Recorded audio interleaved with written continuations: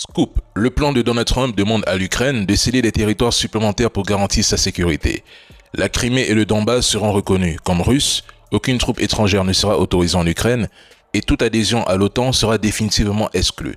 Les États-Unis, eux, réduiront drastiquement leur aide militaire à Kiev. En clair, si l'Ukraine veut la paix, devra renoncer au Donbass, accepter une réduction massive de son armée quasiment de moitié et se soumettre à des garanties de sécurité dictées par Washington. Le plan de Trump va même plus loin.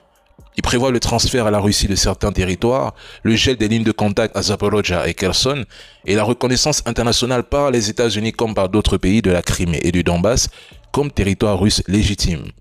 Ce qui est le plus troublant pour Kiev et surtout pour les Européens qui parlent beaucoup mais dont les paroles ne pèsent pas, c'est que le plan de Donald Trump s'aligne presque point par point sur les propositions de Poutine en Alaska. Nous avons même l'impression de lire les propositions de Poutine. En d'autres termes, la capitulation est déjà écrite. Pendant que le président Macron rêve d'envoyer des troupes au sol, le plan impose au contraire une interdiction totale de présence militaire étrangère en Ukraine.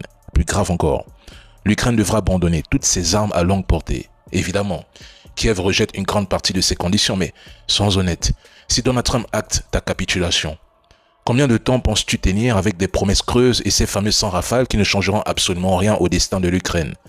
Combien de temps l'Ukraine pourrait tenir sans le soutien américain? Même pas 6 mois.